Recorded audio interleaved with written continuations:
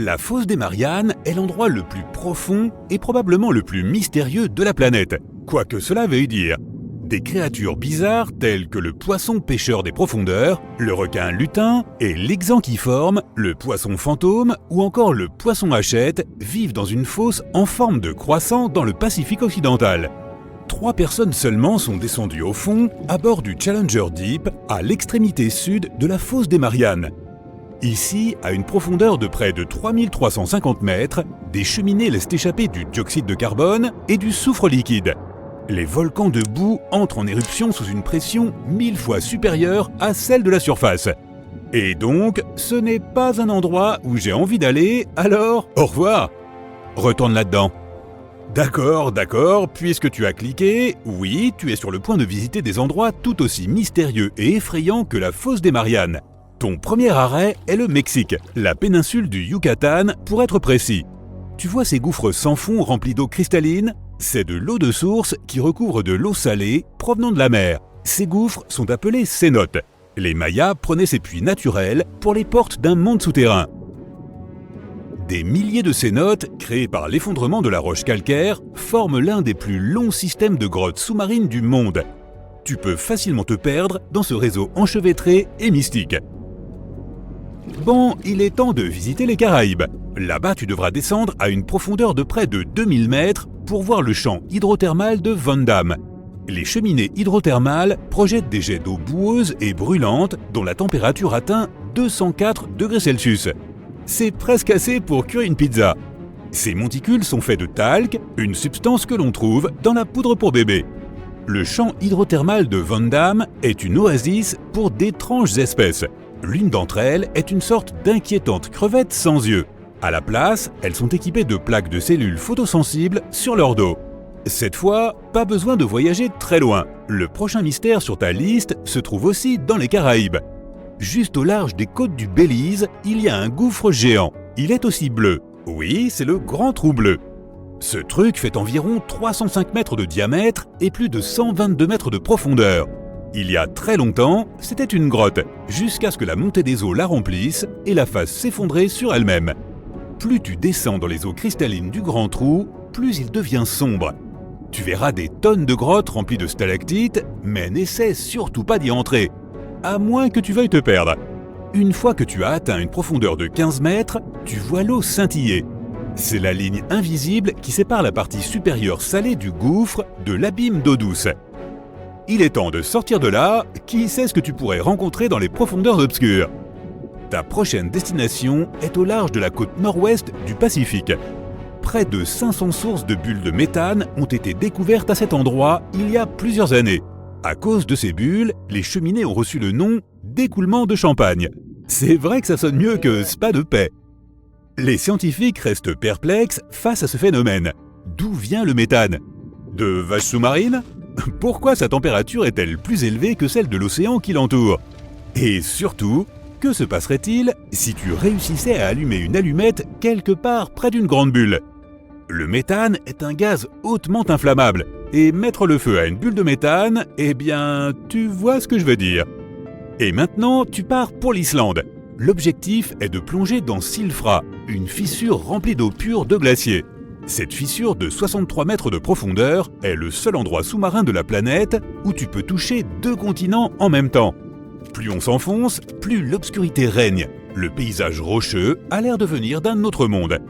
Les plongeurs qui osent visiter cet endroit incroyable risquent de voir leur équipement gelé, de souffrir d'hypothermie ou de ne pas survivre du tout. Après tout, la température de l'eau dans la fissure de Silfra est d'environ 2 degrés Celsius toute l'année. Brrr. Ta prochaine destination est l'Écosse. Ok, prépare les cornemuses. Si tu plonges dans le golfe de Corryvreckan, un détroit entre 2 îles, tu verras d'énormes rochers sous-marins et des creux profonds. Ils créent le 3e plus grand tourbillon permanent de la planète, le détroit de Corryvreckan. L'eau se déplace dans le détroit à une vitesse incroyable. Elle heurte les rochers sous-marins et le tout ressemble à une marmite d'eau bouillante. Les vagues produites dans le processus atteignent parfois une hauteur de 5 mètres. Et on peut toujours entendre le tourbillon qui gronde à 16 km à la ronde. On pense que le détroit de Corryvreckan a avalé des dizaines de marins au cours des siècles. Ils ont été pris au dépourvu par la férocité de ce phénomène naturel qui les a entraînés sous l'eau en un clin d'œil.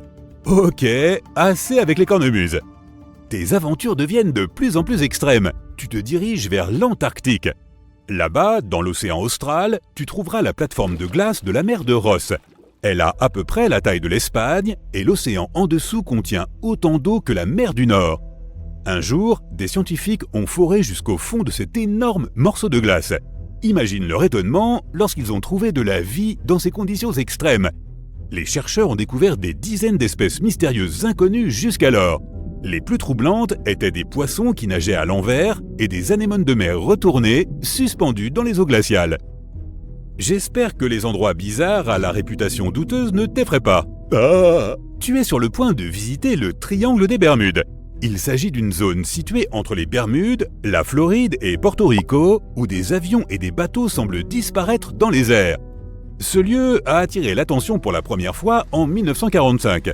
C'est alors que 5 avions de la marine américaine ont disparu pendant un entraînement. Avant que le contact radio soit perdu, le chef de vol a dit « Nous entrons dans les eaux vives, quelque chose ne tourne pas rond ». Après cela, les avions et les 14 hommes qui les pilotaient ont disparu. Ce qui est encore plus effrayant, c'est qu'un avion de secours avec 13 personnes à bord n'est jamais revenu non plus. Certaines personnes pensent que la cité mythique de l'Atlantide se trouve au fond du triangle. Ils affirment que ses habitants utilisent des technologies extraterrestres pour couler des navires et faire tomber des avions. D'autres attribuent la faute à des phénomènes naturels rares et inconnus, par exemple des anomalies magnétiques ou des énormes poches de méthane inflammables. On recommence. Alors si un éclair enflammait une bulle de méthane géante près d'un navire ou d'un avion, cela pourrait probablement le faire couler sans laisser de traces, sauf l'odeur. Mais le méthane se trouve partout dans le monde et il ne se comporte jamais de cette façon. Certains experts ne sont pas sûrs qu'il y ait un mystère à expliquer quoi qu'il en soit. De nombreuses routes maritimes très fréquentées passent par cette zone. Pas étonnant que des navires et des avions y coulent plus que partout ailleurs. Prépare des vêtements chauds, tu pars à nouveau vers le nord. Ta destination est le cap Désolation au Groenland. Sympa comme endroit. En 2012, des chercheurs canadiens ont prélevé des échantillons d'eau dans cette zone. Et leur équipement est revenu à la surface avec des morceaux de corail accrochés dessus. C'est ainsi qu'un récif corallien d'eau froide a été découvert par hasard. Ces coraux rosés uniques peuvent facilement se passer de la lumière du soleil et vivent dans de forts courants à 914 mètres sous la surface. Un autre endroit unique à ne pas manquer se trouve entre le Groenland et la Sibérie. La dorsale de Gakkel est la partie la plus profonde et la plus éloignée du système mondial de dorsales médio-océaniques. À certains endroits, elle atteint une profondeur de plus de 5 km. Il est normal que les coins les plus sombres de ce monde sous-marin restent inexplorés. Des réactions chimiques fascinantes se déroulent au fond de la dorsale, produisant des fluides chauds riches en minéraux. Ils jaillissent des cheminées du plancher océanique comme des étudiants de première année lors d'une fête clandestine. Et comme ces cheminées sont isolées du reste de l'océan, ce sont des points chauds pour des créatures bizarres qu'on ne trouve nulle part ailleurs dans le monde. Ton prochain arrêt est juste au large des côtes de Cuba. Colonnes circulaires, sol pavé, structures symétriques en pierre, voilà à quoi ressemble la ville sous-marine cubaine. Que s'est-il passé ici? Comment une grande ville a-t-elle sombré à une profondeur de plus de 610 mètres? Beaucoup de gens pensent que ce sont les ruines d'une civilisation depuis longtemps oubliée. Mais les scientifiques ont des doutes. Ils affirment que la cité perdue n'est rien d'autre qu'un phénomène naturel apparu il y a environ 5 millions d'années. Les structures en forme de disques et de beignets apparaissent souvent autour des zones du plancher océanique où se libèrent les gaz naturels. Encore et toujours ces gaz. Lorsque tu viens visiter la mer des Sargasses, au milieu de l'océan Atlantique Nord, tu ne trouves pas ses côtes. Au lieu de cela, elle est entourée de puissants courants océaniques. Ce sont ces mêmes courants qui transforment la mer en une gigantesque formation d'algues brunes et denses. Au XIXe siècle, un navire français a été découvert dans la mer des Sargasses. Ses voiles étaient déployées, mais il n'y avait pas un seul membre d'équipage à bord. Cette disparition mystérieuse a longtemps laissé penser que ces algues étaient carnivores. La mer des Sargasses est en effet un endroit étrange. Elle est toujours étrangement calme et anormalement chaude, bien qu'elle soit entourée par les eaux glacées de l'océan Atlantique. Est-ce que l'un de ces endroits bizarres pourrait abriter le plus grand prédateur marin de tous les temps, le mégalodon?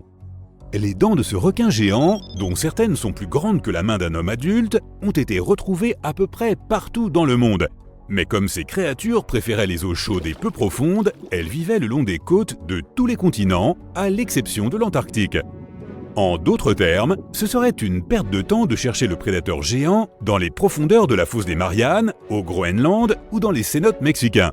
Mais alors, pourrait-il choisir les eaux des Caraïbes pour se cacher de l'agitation du monde moderne? Ne te fais pas d'illusions, rien ne prouve à ce jour l'existence du mégalodon. Ce n'était pas un animal timide et insaisissable. Et toujours est-il que personne n'a vu ce requin géant rôder dans les parages récemment, pas même près des spas de paix. Nombre de créatures d'épouvante pullulent, bien loin de la surface, comme ce vampire des abysses, qui vit à près de 1000 mètres de profondeur, dans une obscurité quasi totale. Ce calmar possède une cape semblable à celle d'un vampire, et c'est à cela qu'il doit son surnom. Dans les profondeurs de l'océan, il ne peut pas utiliser d'encre pour se défendre. Cet animal a donc développé une tactique inhabituelle. Il se met à luire légèrement pour effrayer ses prédateurs. Si cette tactique échoue, le vampire des abysses peut retourner son corps comme un gant, révélant de petites épines. Son nom scientifique de Vampirotetis infernalis se traduit littéralement par « calmar, vampire des enfers ». Mais en dépit de son aspect terrifiant, c'est une créature marine parmi les plus inoffensives.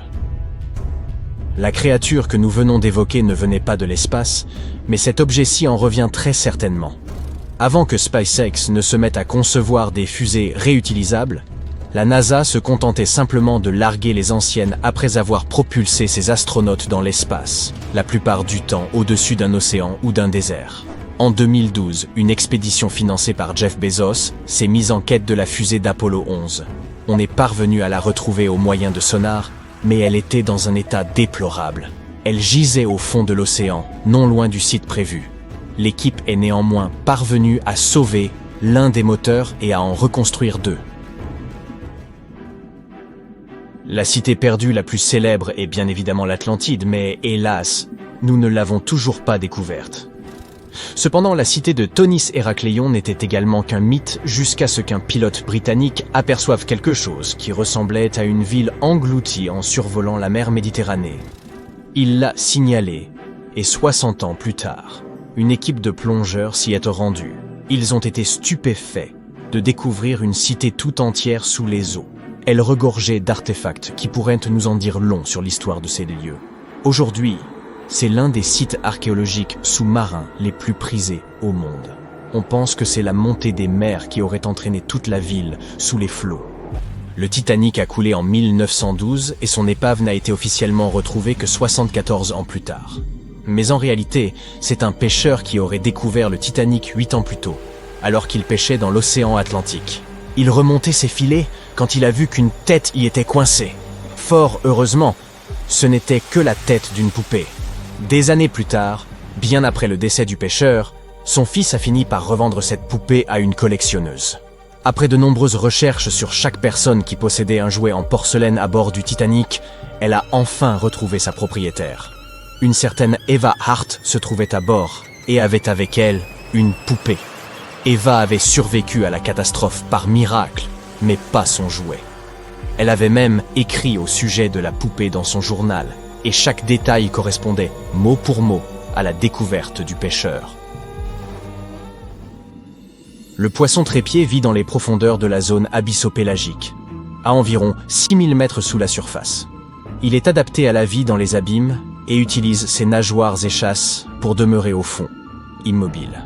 Cette créature n'a pas de grands yeux, mais même si elle en avait, ceux-ci ne seraient guillemets d'aucune utilité dans l'obscurité.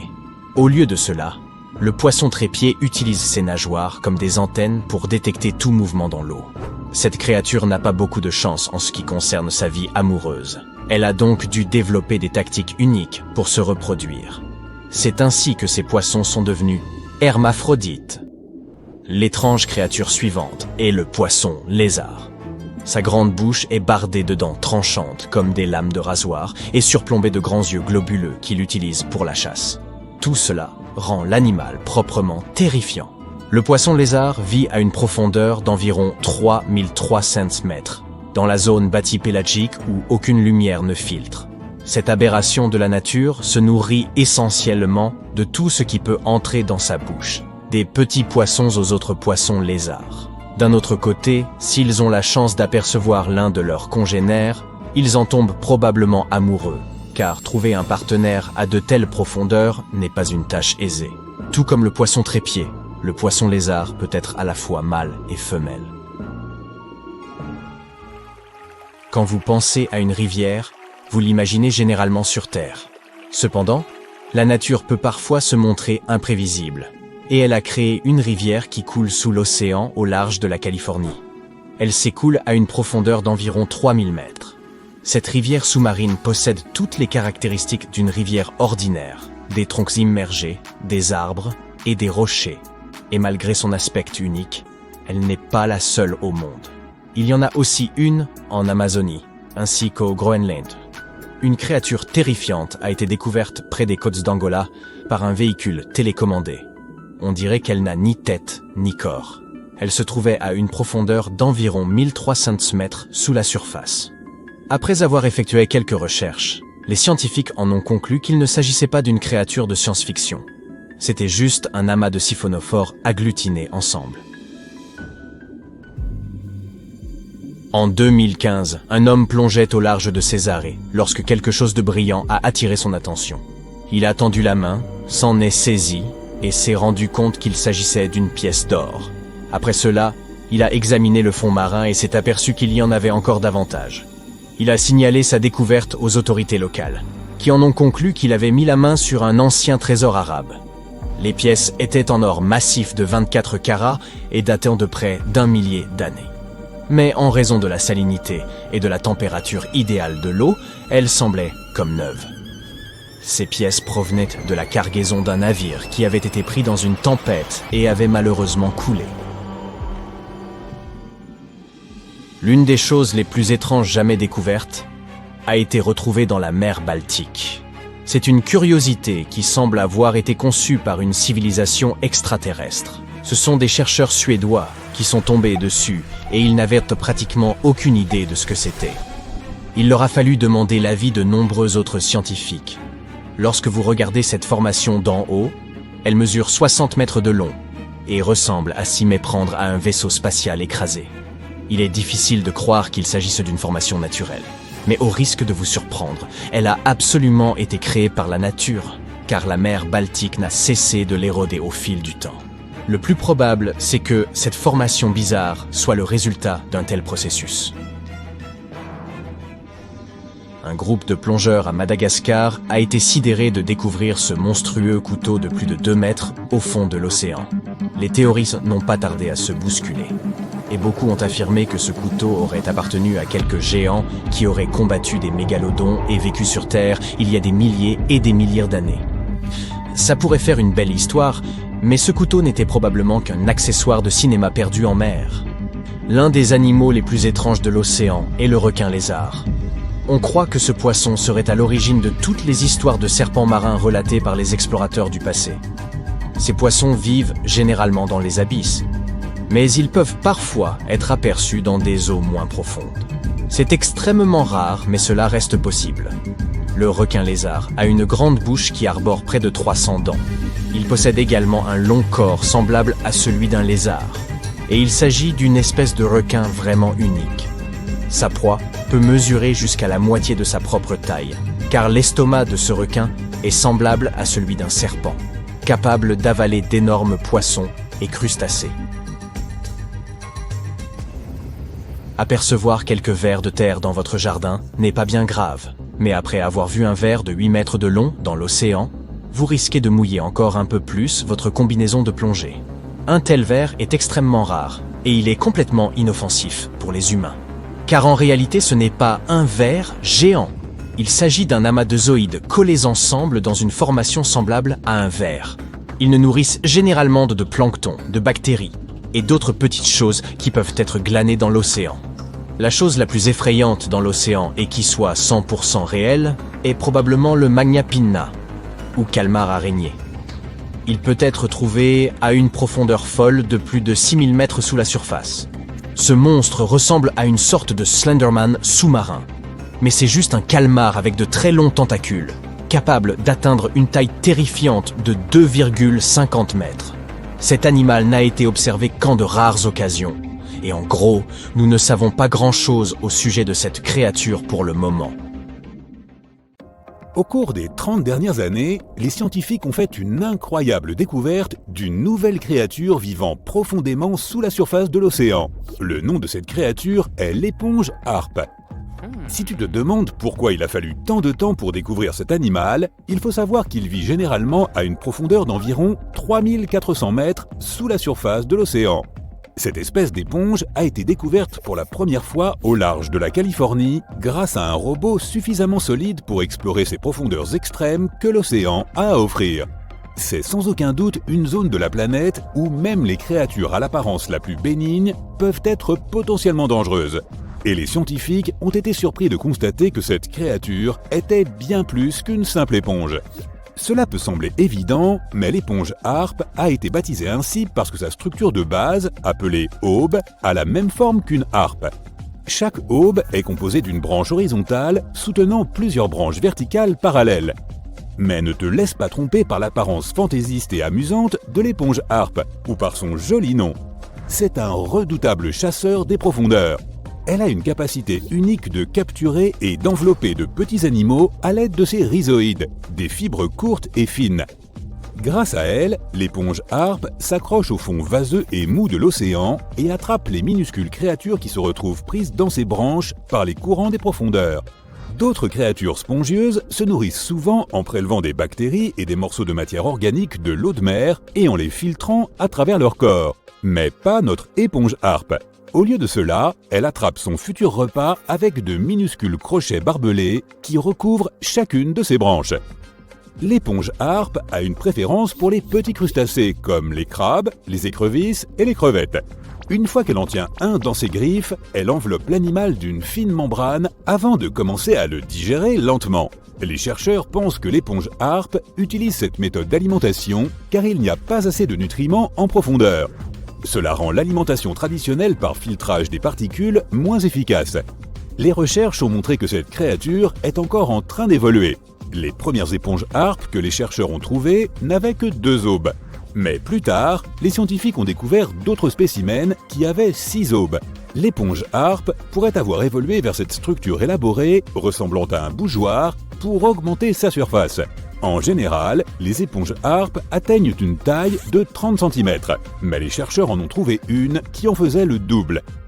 L'éponge harpe est aussi belle que rare. Tu vois ces petites boules blanches au sommet des branches ? Maintenant, pourquoi ne pas se pencher sur d'autres créatures qui vivent sous la zone photique des océans de la Terre ? Il s'agit de la zone située sous la surface de l'océan qui reçoit encore un peu de lumière du soleil. Grâce à cela, de nombreux organismes et créatures y prolifèrent. Tout animal vivant au-delà de cette zone est considéré comme une créature abyssale. Le ver Annelide tomopteris est un ver segmenté que l'on trouve dans la zone crépusculaire de l'océan. Il s'agit de la zone qui se trouve entre 200 et 1000 mètres sous la surface. Ces créatures ne font souvent pas plus de 2,5 cm de long, mais les plus grandes d'entre elles peuvent mesurer jusqu'à 30 cm. Lorsqu'ils nagent et se nourrissent, ces vers effectuent ce que les chercheurs décrivent comme une incroyable danse. En effet, ils peuvent nager à grande vitesse et opérer très facilement des virages à des angles serrés.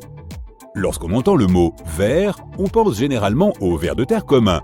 Il est donc intéressant de savoir qu'il existe un ver des profondeurs qui ne sort jamais de l'eau de toute sa vie.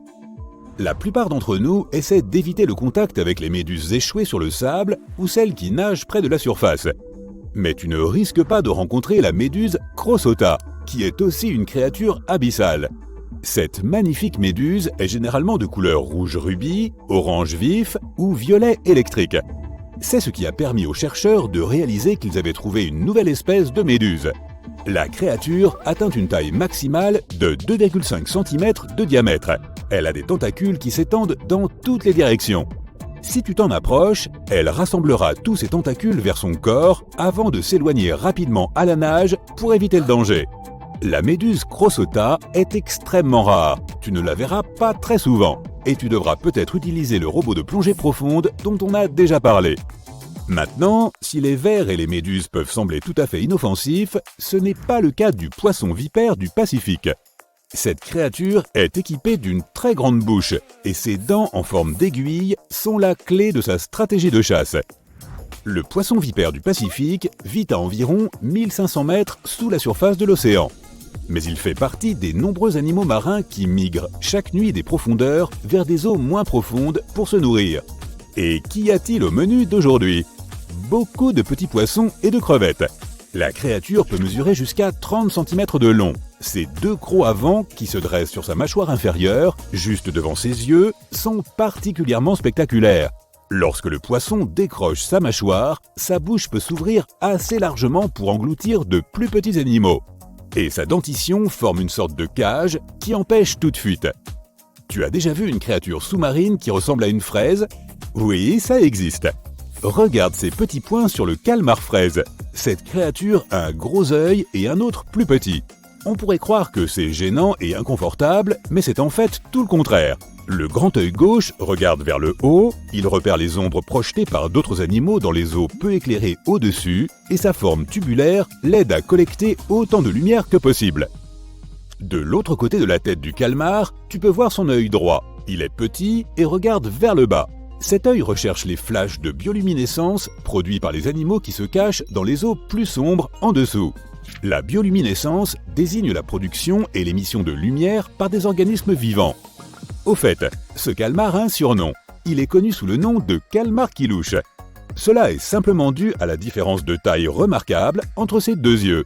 Comme la lumière n'atteint pas les profondeurs de la mer, le corps du calmar fraise semble noir. Cela l'aide à se cacher de ses prédateurs comme les requins et les dauphins. En général, le calmar fraise atteint une longueur de 13 cm. Il vit à environ 900 mètres sous la surface, mais nage vers des eaux moins profondes la nuit. L'étoile à plumes est une créature marine sans colonne vertébrale, mais avec des membres en forme de plumes qui rayonnent à partir du centre de son corps.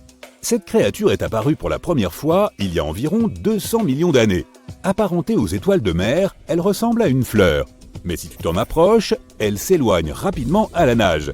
Mais toutes les étoiles à plumes ne savent pas nager. De nombreuses espèces ne peuvent que ramper sur le fond de la mer. Comme certaines des autres créatures des profondeurs que nous avons examinées, l'étoile à plumes peut s'adapter à son environnement. Elle a la capacité effrayante de se débarrasser de ses membres, de la même façon que certains lézards peuvent se débarrasser de leur queue. Cela l'aide aussi probablement à échapper à ses ennemis. Les étoiles à plumes vivent partout dans le monde, de l'équateur au pôle, du sommet des récifs des eaux peu profondes aux profondeurs abyssales de la mer.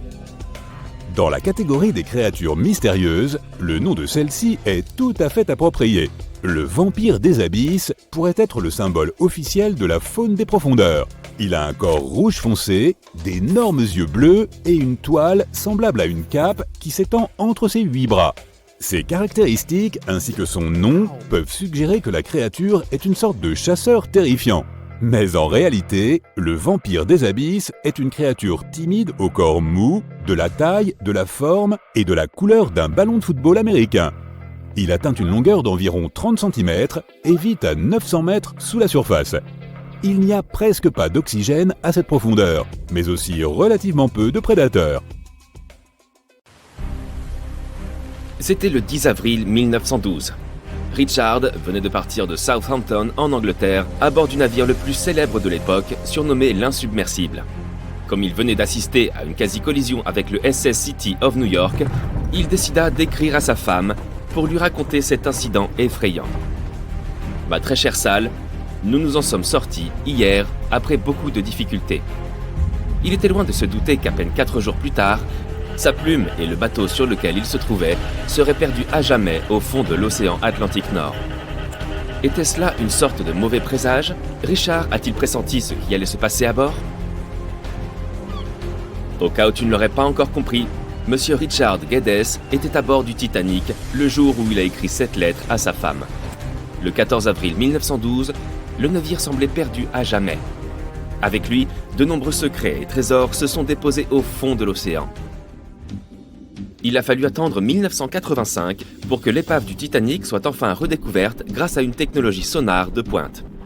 Depuis, les scientifiques ont réussi à récupérer des milliers d'objets dans le bateau naufragé et un grand nombre d'entre eux ont été exposés ou vendus aux enchères. Par exemple, des bijoux, un gilet de sauvetage, un menu de restaurant du navire et même un morceau de moquette d'une cabine de première classe.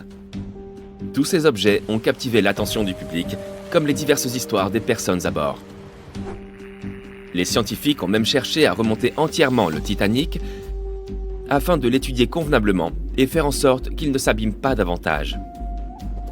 Certains ont suggéré de remplir l'épave de balles de ping-pong pour qu'elle flotte jusqu'à la surface, et d'autres ont même envisagé d'injecter 180 000 tonnes de vaseline dans sa carcasse. Une autre stratégie envisagée consistait à utiliser quelques 450 000 tonnes d'azote liquide afin de piéger le vaisseau dans une sorte d'iceberg artificiel qui le ferait alors remonter par lui-même jusqu'à la surface. Mais toutes ces stratégies ont finalement dû être abandonnées, l'épave étant bien trop fragile pour être récupérée ainsi. Le Titanic est peut-être l'un des navires naufragés les plus intéressants. En tout cas, le plus célèbre. Mais les plongeurs en eau profonde ont encore beaucoup d'autres histoires à nous rapporter. Il arrive que parfois des avions se retrouvent au fond de l'océan. Des plongeurs qui exploraient les environs de l'île d'Oahu, dans l'archipel de Hawaï, sont tombés sur l'épave d'un avion F-4U Corsair. Il semble qu'il se soit écrasé dans l'océan en 1946 en raison d'un manque de carburant. Si tu pouvais plonger assez profondément, tu pourrais même tomber sur des statues et des objets disparus depuis très longtemps. Par exemple, les vestiges du seul parc archéologique sous-marin du monde au large de la côte de Naples, en Italie. On y trouve les ruines de l'ancienne ville romaine de Bayès. Les statues sous-marines qu'on peut y découvrir sont à couper le souffle, c'est le moins qu'on puisse dire. Dans une tournure plutôt ironique des événements, une partie de l'équipement que nous comptions utiliser pour nous rendre sur la Lune a été perdue au fond de la mer pendant de longues années. Mais comment cela a-t-il bien pu arriver ? À partir de la fin des années 60 et jusqu'au début des années 70, de nombreuses fusées Apollo ont été lancées en orbite autour de la Terre et de la Lune. Lorsque le véhicule spatial atteignait une altitude d'environ 61 km, son premier étage, comprenant les moteurs, se séparait du corps principal. On pensait alors que ses composants étaient détruits ou perdus à jamais. Vraiment ? En 2012, une équipe de spécialistes a découvert un ensemble de moteurs de fusées à 4 km au large des côtes de la Floride.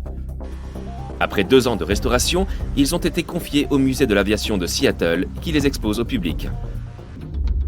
Peux-tu t'imaginer une ville entière plongée sous l'eau ?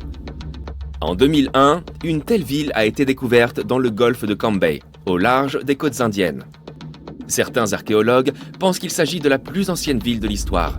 Pour comparaison, elle fait presque la taille de Manhattan et est constituée de murs massifs et de grandes places. Les plongeurs ont découvert des fragments de sculptures, des œuvres d'art et même ce qui semblait être d'anciens meubles en bois, vieux de 9500 ans, soit 5000 ans de plus que tout ce qu'on a pu trouver jusqu'ici. Ok, et maintenant, pourquoi pas une rivière sous-marine ? Je ne peux même pas imaginer à quoi cela ressemblerait, mais des plongeurs affirment en avoir vu au sud de Tulum, au Mexique. Est-ce réellement possible ? Eh bien, pas vraiment.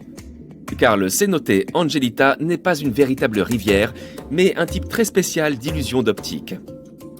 Formé par une halocline, c'est-à-dire un nuage de sulfure d'hydrogène présent au fond de cette grotte sous-marine. Mais il se trouve que tu peux nager à travers ce nuage, ce qui te donnera l'impression de te déplacer dans une masse d'eau en mouvement. On ne trouve pas seulement des objets inanimés sous l'eau. Certaines découvertes concernent également des créatures marines plutôt effrayantes. Tu aimerais probablement éviter les méduses si tu ne raffoles pas des piqûres. Mais cette méduse géante, également connue sous le nom de méduse à crinière de lion, est la plus grande de son genre d'après ce que nous savons. En toute justice, tu ne tomberas dessus que si tu plonges dans les eaux des océans Arctique, Atlantique Nord et Pacifique Nord.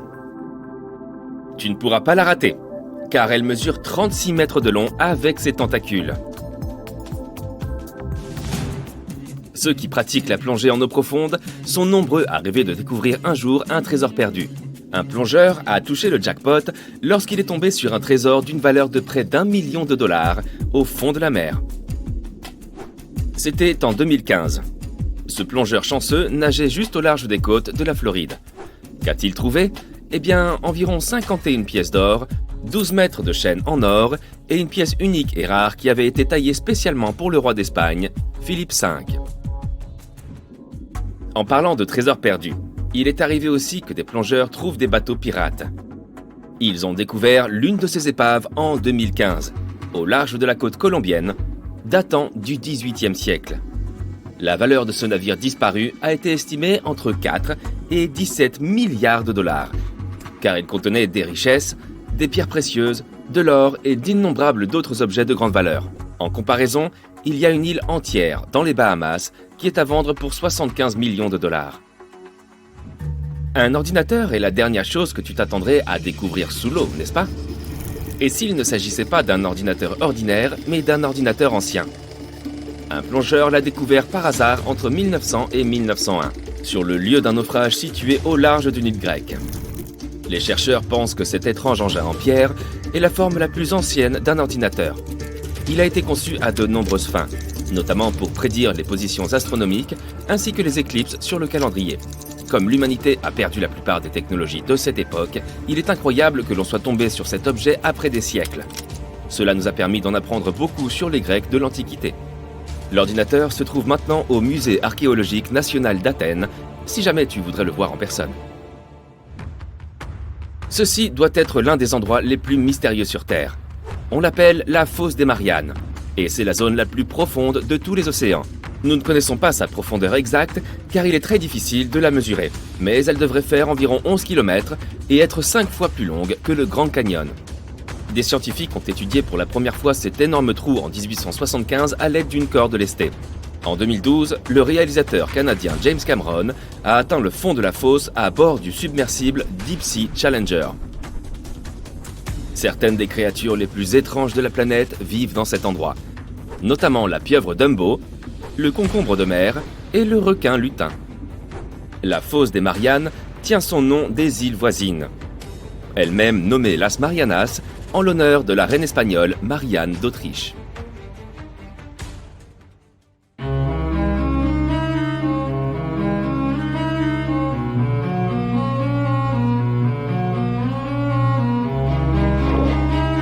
Une petite question. Penses-tu que l'Atlantide pourrait avoir existé? Elle demeure l'un des plus grands mystères de l'histoire. Sa légende a commencé avec Platon, il y a très longtemps en Grèce ancienne. Le récit d'une civilisation qui aurait vu le jour et aurait prospéré avant la nôtre. L'Atlantide était, selon le mythe, une société très avancée sur le plan technologique, un peu comme celle des Mayas. Mais, ainsi que le raconte la légende, c'est à cause de la cupidité de ses habitants qu'elle aurait été détruite, ses villes disparaissant, submergées par un immense déluge.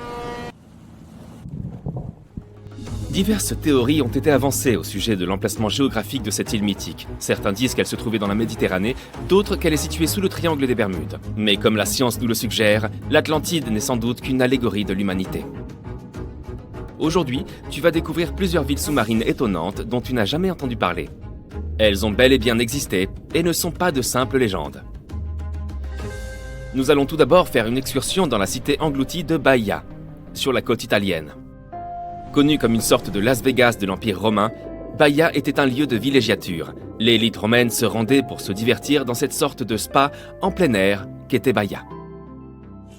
Tu peux visiter la ville submergée accompagnée de professionnels de plongée sous-marine et observer de très près cette magnifique sculpture romaine parfaitement conservée, une véritable merveille subaquatique. Tu peux aussi apercevoir des temples et des bâtiments effondrés à bord d'un bateau à fond vitré. Voici un musée tout recouvert de mousse, le nymphée de l'empereur Claude. À ta gauche, tu apercevras une collection de statues grecques classiques. En descendant la Via Herculeana, tu arriveras à la Villa Pro Tiro. Les villas sont des maisons de style italien, et ici tu pourras admirer leur sol en marbre d'origine. Leurs motifs noirs et blancs aux formes étonnantes. Ensuite, tu arriveras à Portus Julius, avec ses murs effondrés visibles au fond de la mer. Tu verras des colonnes et des sols en calcaire bien conservés. Tu pourras aussi contempler les ruines et les thermes de Lacus. Leurs mosaïques multicolores sont vraiment exceptionnelles. Si tu t'approches suffisamment, tu pourras voir des fragments de pierre orange, bleu et vert. À la Villa Pilla dei Pisoni, tu découvriras 25 piliers romains bien conservés. Les arches et les fresques non loin sont impressionnantes, tout comme l'ampleur de ce trésor abrité par les eaux. La ville était située sur un sol volcanique. Il y avait donc des sources d'eau chaude à volonté. Les gens s'y rendaient pour se détendre, mais pas n'importe qui. Parmi ceux qui fréquentaient cet endroit figurent certains des plus grands empereurs et personnalités de l'époque. Ceux dont on nous parle à l'école, Néron, Cicéron, César. Mais vers le 8e siècle, la ville luxuriante a été mise à sac, puis abandonnée. Lentement, le niveau de la mer est monté, et la cité a peu à peu été engloutie. Tu passes tes vacances d'été au large de la côte grecque, à 4 heures d'Athènes, dans la péninsule du Péloponnèse, à Pavlopétrie plus précisément. Tu as apporté ton tuba pour aller faire de la plongée par une magnifique journée ensoleillée. Au bout d'un certain temps sous l'eau, tu commences à remarquer des motifs au fond de la mer. À 4 mètres sous la surface, les contours d'objets familiers t'apparaissent les uns après les autres. Puis tu continues à nager, et bientôt tu aperçois ce qui ressemble à une ville.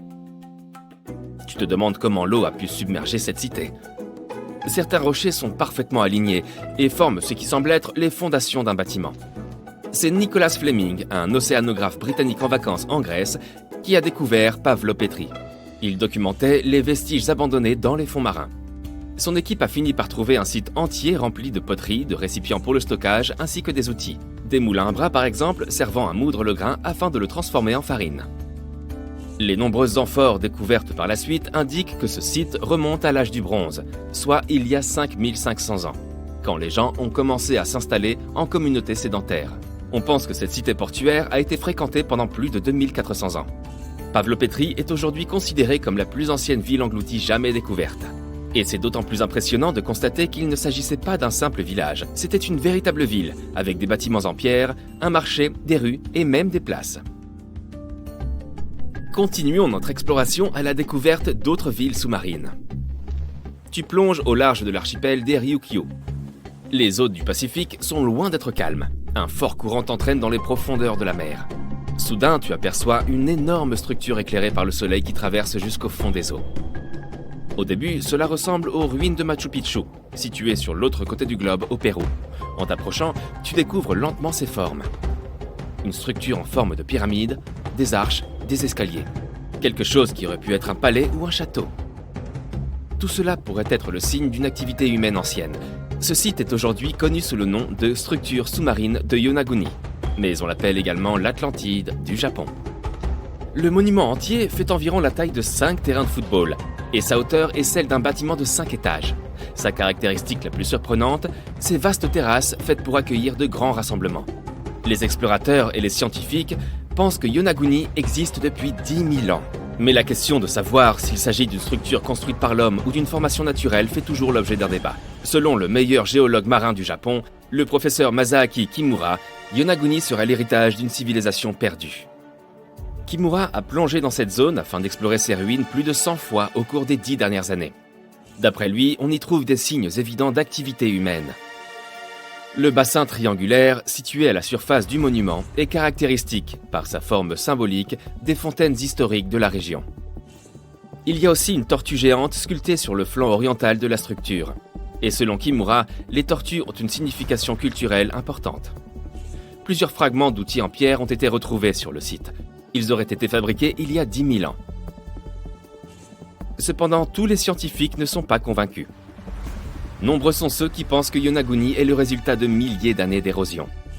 Le fait que le monument soit composé d'un seul bloc de roche les pousse à croire qu'il n'est pas d'origine humaine. Ses arêtes, ainsi que ses surfaces planes, ressemblent à cette formation naturelle présente en Irlande du Nord, et connue sous le nom de chaussée des géants. Un ensemble de colonnes de basalte imbriquées fait penser au parvis d'un palais. Mais celles-ci sont plus probablement le résultat de l'activité volcanique locale. Continuons ensemble notre exploration sous la surface. La prochaine étape de notre voyage est l'une des villes sous-marines les plus célèbres au monde, et aujourd'hui transformée en parc archéologique. La ville de Port-Royal en Jamaïque n'existe plus que sous la surface. Mais en 1692, c'était l'une des cités les plus riches de l'hémisphère occidental. Port-Royal était alors un centre important de l'Empire britannique. Son activité commerciale attirait des voyageurs provenant des 4 coins du monde. C'était aussi le foyer des véritables pirates des Caraïbes. Mais au matin du 7 juin 1692, le sort des habitants de Port-Royal a pris une tournure absolument inattendue. Les tavernes et les restaurants, toujours débordants de vie, se sont mis à trembler. La population s'est réveillée au milieu d'un immense séisme dont la magnitude est estimée aujourd'hui à 7,5 sur l'échelle de Richter. Un des survivants a dit avoir vu la terre s'ouvrir et engloutir toute la ville. Ce qu'il a affirmé pourrait être vrai, car l'agglomération était principalement construite sur du sable. Le sol a littéralement aspiré les bâtiments, les routes et tout ce qui s'y trouvait là. Des geysers sont entrés en éruption et finalement des vagues hautes comme des immeubles de 10 étages se sont abattus sur la ville. Environ 13 hectares ont disparu sous l'eau. Et étonnamment, la plupart de ces vestiges du XVIIe siècle reposent en bon état à 12 mètres de profondeur. Dans ces ruines, les archéologues ont trouvé des tavernes, des entrepôts, des cuisines et des bâtiments de loisirs utilisés à des fins diverses. Tu peux aussi voir la grande statue d'un lion, un pont submergé ainsi que de nombreuses arches pittoresques. Et si on allait faire un tour en Inde, non loin de son littoral, se trouve une autre merveille. Un site que l'on a nommé la cité perdue de Cambay, qui repose dans le golfe du même nom. Elle est restée cachée jusqu'en 2001, jusqu'à ce que l'Institut national des technologies océaniques décide d'aller analyser l'eau de la zone. Grâce à la technologie du sonar qui envoie une sonde sonore jusqu'au fond de la mer, l'équipe de l'Institut a fait une découverte, très loin sous la surface. Les images rapportées montraient des formes géométriques réparties sur une étendue de 8 km. Ces vestiges dateraient de plus de 9500 ans. Ce qui veut dire que cette civilisation a disparu à peu près à la fin de la dernière période glaciaire. Parmi les débris récupérés sur le site, on trouve des matériaux de construction, des poteries, des perles, des sculptures et même des os. Les scientifiques ne sont pas tous convaincus de la véritable provenance de ces objets. Mais si c'est bien de là qu'ils proviennent, cela ferait de la ville perdue de Cambay la plus ancienne civilisation connue au monde. Imagine qu'on soit en 2025 et que notre planète est complètement changée. L'élévation du niveau des mers, les phénomènes météo extrêmes et l'océan de plus en plus acide ne sont que quelques-uns des problèmes auxquels les gens sont confrontés depuis des années. Mais dans l'une des plus grandes villes côtières du monde, la situation est devenue trop grave.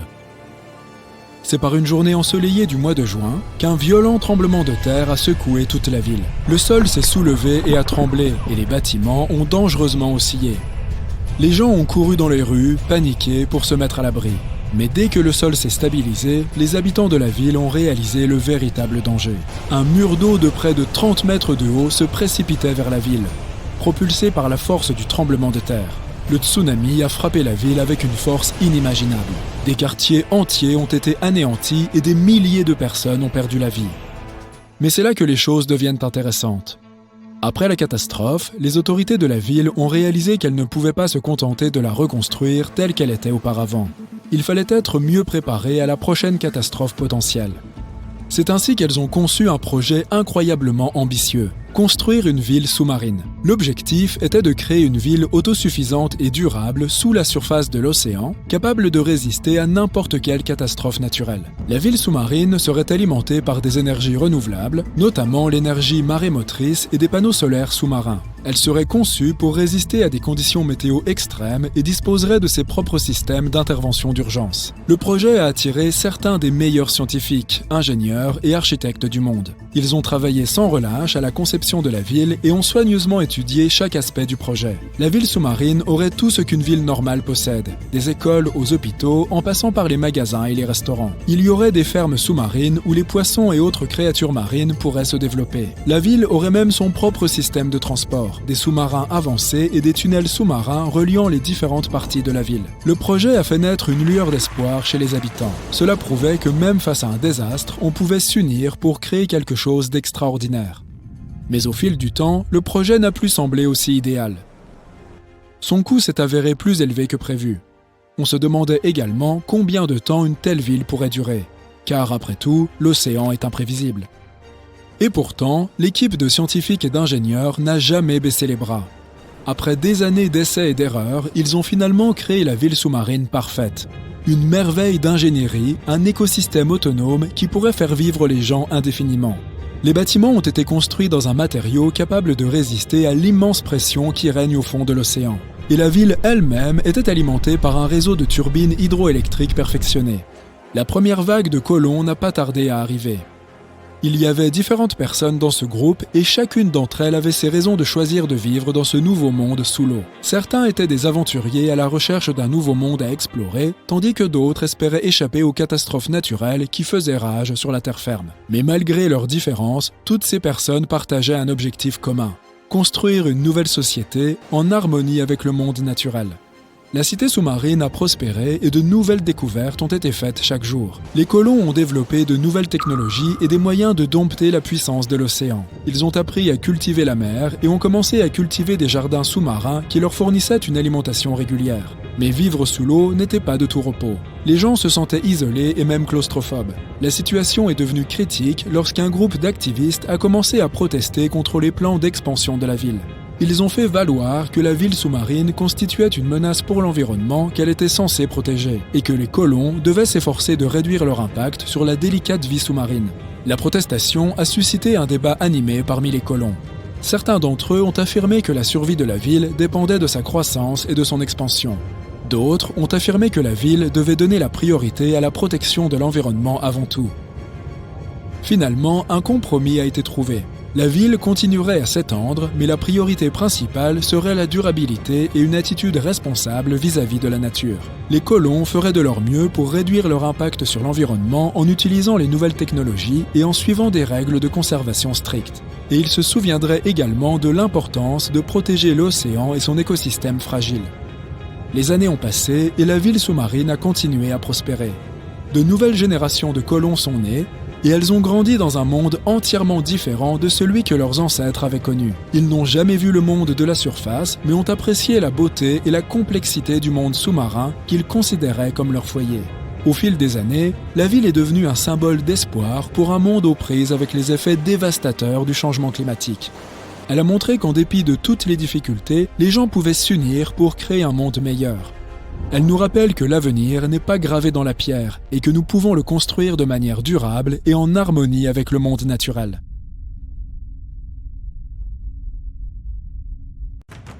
Les scientifiques ont récemment découvert des vestiges comparables à l'Atlantide, près de l'Australie. Autrefois, un continent entier se trouvait là, désormais submergé. Voici son histoire. Il y a environ 70 000 ans, pendant la dernière période glaciaire, une vaste masse terrestre appelée Sahul existait dans le sud-ouest de l'océan Pacifique. Cet ancien supercontinent connectait ce que nous connaissons aujourd'hui sous les noms d'Australie, de Nouvelle-Guinée, de Tasmanie et des îles Aru, formant une immense étendue de terre continue. Imaginez des forêts tropicales luxuriantes entourées de majestueuses montagnes. Les plus hautes montagnes de Sahul se trouvaient dans les hautes terres de Nouvelle-Guinée et atteignaient des sommets de plus de 3900 mètres. Ce lieu exceptionnel abritait une diversité d'animaux uniques, principalement des marsupiaux. Mais il n'y avait pas que des koalas et des kangourous. Sahul hébergeait divers types de brouteurs, fouisseurs, charognards et prédateurs. On y trouvait le gigantesque diprotodon, le redoutable chasseur qu'était le thylacoleo et le terrifiant mégalania, une créature bien plus grande que la plupart des lézards vivants aujourd'hui. Ce territoire était tout à fait singulier, car, tandis que le reste du monde était peuplé d'animaux placentaires comme les loups, les éléphants et les humains, Sahul ne comptait parmi ses mammifères classiques que des chauves-souris et des rongeurs. Toutefois, ces différentes régions présentaient des écosystèmes variés. Les régions de Timor, d'Arafura et de Carpentaria étaient hautes et couvertes de savanes et de forêts sèches, rappelant un peu l'Australie moderne avec ses déserts arides, ses broussailles, ses steppes et ses forêts tempérées le long de la côte est. À cette époque, les humains migraient à travers le globe. Ils ont entrepris un voyage extraordinaire depuis l'Asie du Sud-Est jusqu'à Sahul, et y sont parvenus pour la première fois il y a 60 à 45 000 ans. Ils voyageaient principalement à pied et traversèrent la mer à l'aide de radeaux en bambou et de bateaux rudimentaires. Ils provenaient de l'ancien plateau continental de Sunda, qui englobait des parties de l'Asie du Sud-Est. En traversant une série d'îles connues sous le nom de Wallacea, ils se sont finalement répandus à travers le Sahul. Et ce n'était pas un petit périple. Le Sahul était immense, s'étendant sur environ 10,6 millions de kilomètres carrés, soit une superficie plus grande que celle des États-Unis ou du Canada. Il s'étirait de l'équateur jusqu'à la partie sud de la Nouvelle-Zélande. Ainsi, en arrivant dans ce qui est aujourd'hui l'Australie, ces voyageurs devinrent les premiers habitants de cette terre. Les scientifiques estiment que le Sahul comptait alors environ 500 000 habitants. Nous avons aussi découvert des peintures rupestres datant d'environ 40 000 ans, qui représentaient des scènes de chasse au buffle nain ou à Noah face à des figures humaines et animales. Les chercheurs s'efforcent de comprendre comment ces premiers colons se déplaçaient à travers le Sahul et où trouver des traces archéologiques de leur voyage. Pour ce faire, ils ont créé un modèle informatique de l'évolution du paysage. Cette simulation a montré les transformations du Sahul entre 75 et 35 000 ans, révélant des routes migratoires potentielles et des sites archéologiques. Les hommes se déplaçaient probablement le long des côtes et des rivières. Mais comment le Sahul a-t-il été submergé, à l'image de la mythique Atlantide ? Durant la dernière période glaciaire, une grande partie de l'eau terrestre était emprisonnée dans d'immenses calottes glaciaires, faisant ainsi baisser le niveau de la mer. Par la suite, avec l'augmentation des températures mondiales, ces calottes ont fondu et le niveau de la mer a monté d'autant, submergeant les ponts terrestres qui reliaient les différentes parties du Sahul. Il y a environ 8000 ans, la Nouvelle-Guinée s'est séparée de l'Australie continentale. Puis, il y a environ 6000 ans, ce fut au tour de la Tasmanie. Mais grâce aux nouvelles technologies, nous pouvons encore explorer les parties submergées du Sahul. Les plongeurs explorent et collectent des échantillons directement depuis le fond de l'océan, et les drones sous-marins peuvent atteindre des zones trop profondes ou dangereuses pour les humains. Grâce à la cartographie par sonar, les scientifiques utilisent les ondes sonores pour dresser des cartes du fond marin, un peu comme utiliser un écho permettant de voir sous l'eau. Les ondes rebondissent sur le fond marin et reviennent à l'envoyeur, aidant ainsi à composer une image des environs. Dans les profondeurs sous-marines, les archéologues ont trouvé des outils en pierre et d'autres artefacts. Ils ont également découvert des fossiles d'animaux tels que le diprotodon et le thylacoleo. En étudiant le terrain submergé de Sahul, ils ont mis en évidence l'existence de rivières, de lacs et de côtes datant de la période glaciaire. Mais pour autant, Sahul n'est pas le seul continent submergé au monde. Ce n'est même pas le seul trésor caché de l'Asie du Sud-Est. Prenez le Sundaland, une région composée de Sumatra, Java, Bornéo et quelques autres îles. Cet endroit était gigantesque durant l'ère glaciaire, mais aujourd'hui, il est presque entièrement submergé. Presque, mais pas totalement. Les parties émergées grouillent encore de vie. Si vous aimez les oiseaux, visitez donc cet endroit. Il abrite près d'1/5 des espèces d'oiseaux du monde. On peut y apercevoir des oiseaux colorés comme l'aigle de Java et les tourneaux de Bali au sein des forêts luxuriantes. C'est aussi le foyer d'un quart des espèces de poissons de la Terre. Les eaux du Sundaland sont un havre pour la vie marine, même pour les plus exotiques, comme les arowanas asiatiques. C'est aussi une véritable mine d'or en matière de fleurs. C'est là que l'on peut trouver la Rafflesia et le titan Arum, les plus grandes fleurs au monde. Cela la rend très similaire au continent de Zélandia. Il s'agit d'une longue et étroite bande de terre, mesurant la moitié de la taille de l'Australie et qui s'est détachée de l'Antarctique il y a environ 100 millions d'années. Tout comme le Sundaland, elle n'est pas entièrement submergée. 7% de sa surface reste au-dessus du niveau de la mer.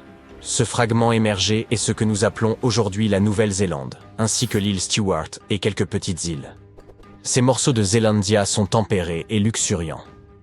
Ils regorgent de volcans, de chaînes de montagnes, de magnifiques geysers naturels et de sources chaudes.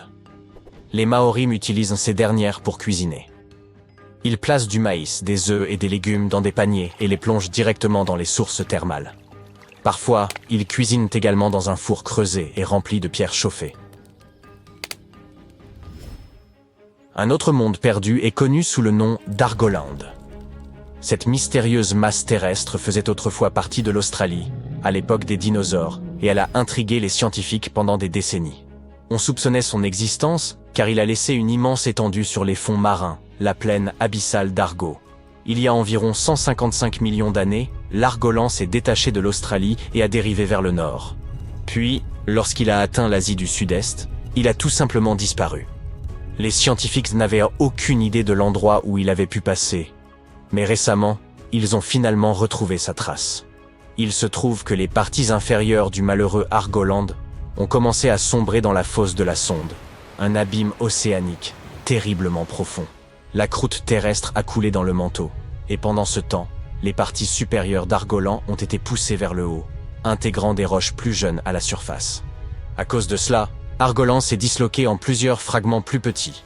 Ces derniers ont formé des parties de Bornéo, Java, Célèbes et d'autres régions. Le reste est profondément enfoui sous l'Indonésie et la Birmanie. Imaginez une masse terrestre colossale de la taille du Groenland, le Grand Adria. Son voyage a débuté il y a environ 240 millions d'années lorsqu'il s'est détaché du supercontinent de Gondwana. Il a commencé à dériver vers le nord et après 100 millions d'années passées dans des mers chaudes, il a soudainement percuté l'Europe avant de se fragmenter. La plupart de ces morceaux ont été entraînés profondément dans le manteau terrestre, mais certains ont été arrachés et sont devenus partie intégrante de chaînes montagneuses comme celle des Alpes. Aujourd'hui, les vestiges du Grand Adria sont dispersés dans plus de 30 pays, de l'Espagne jusqu'à l'Iran. C'est pourquoi ils sont si difficiles à localiser. Les Seychelles faisaient également partie de Gondwana. Et oui, ces îles idylliques reposent sur les vestiges de l'ancien continent. Nous en avons d'ailleurs appris beaucoup grâce à ces fascinants affleurements granitiques.